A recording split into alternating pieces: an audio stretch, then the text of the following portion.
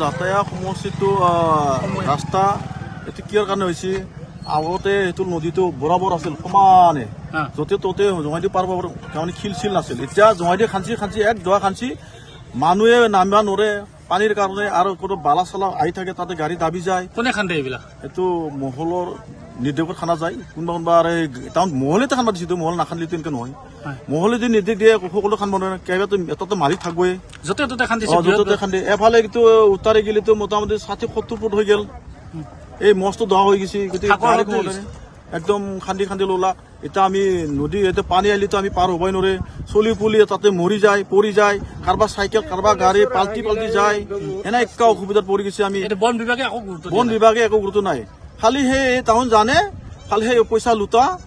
আৰু কয় কি হৈছে এইটো নাজানে